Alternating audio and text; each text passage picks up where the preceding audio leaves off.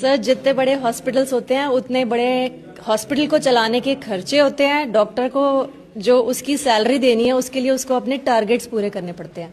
अच्छा, जब तक टारगेट पूरे नहीं होंगे तो उसको उसकी तो सैलरी टारगेट कौन है? एलोपैथी डॉक्टर का है। तो टारगेट तो मतलब टारगेट का मतलब जैसे ये पेशेंट है, ये टारगेट है। अब बड़े बड़े हॉस्पिटल्स के लिए टारगेट ही है, टारगेट पूरे करने पड़ेंगे। अभी मैंने एक खबर देखी थी कि सैकड़ों पेशेंट को बिना वजह स्टंट डाल दिया, तो वो भी टारगेट है। सर मैं ये इसके बारे में कमेंट नहीं कर सकती कौन से डॉक्टर ने स्टंट्स डाले हैं, लेकिन टारगेट्स पूरे करने पड़ते हैं। जितना बड़ा हॉस्पिटल है उसके खर्चे पूरे करने के लिए आपको टारगेट्स पूरे करने पड़ते हैं। तो आचार्य आप जी, हॉस्पिटल को रेवेन्यू जनरेट करके नहीं दोगे तो हॉस्पिटल को आपका बेनिफिट क्या है? तो आचार्य जी बहुत बड़ी बात कही है मैडम ने हॉस्पिटल के लाभ के लिए कि अगर हॉस्पिटल को रिवेन्यू जनरेट करके नहीं दिया तो कैसे आप डॉक्टर हैं। मैडम कह रही मैंने खबर पढ़ी नहीं, मैं पढ़ा ये देता हूँ। देखो, और दैनिक भास्कर की खबर है ये देख लो खबर पढ़ी है भैया, मैंने, लेकिन ये देखो मैं खबर डॉक्टर पढ़ी का है। नाम नहीं लेना नहीं, नाम लेना ही नहीं हमने। ये देखो क्या लिखा मैं हुआ लूंगा है। नाम ना। नहीं, वो तो जेल में चला गया है। 800 ऑपरेशन 6 करोड़ की बिल योजना को भेजा। गुजरात में डॉक्टर ने 105 सेहतमंद लोगों को ऑपरेशन कर लगा दिए स्टेंट।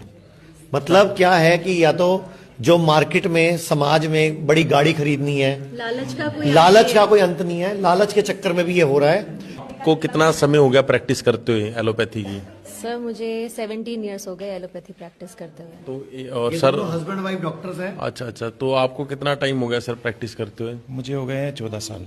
तो सर जैसे कि आपकी धर्मपत्नी ने आज हमें बहुत विशेष चीज बताई कि जितने बड़े हॉस्पिटल्स होते हैं उनके टारगेट्स होते हैं और उन टारगेट्स को अचीव करने के लिए बहुत कुछ करना पड़ता है। तो उस टारगेट का मतलब तो सीधा सीधा यही हुआ कि वो पेशेंट ही टारगेट होते हैं। बिल्कुल टारगेट होते हैं। आप मेरा एक्सपीरियंस सुनेंगे। जब मैंने प्रैक्टिस शुरू की थी तो मैंने एक बड़ा हॉस्पिटल ज्वाइन किया था। वहाँ मैं ज़्यादा दिन टिक नहीं पाया। उन्होंने कहा सेल जनरेट करो।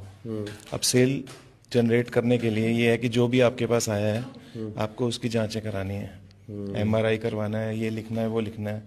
तो वो जब तक जनरेट नहीं होगा तो फिर वो कहते हैं हम कहाँ से आपको सैलरी दें, ये सब करो। फिर मन नहीं माना तो फिर मुझे वो छोड़ना पड़ा। तो एक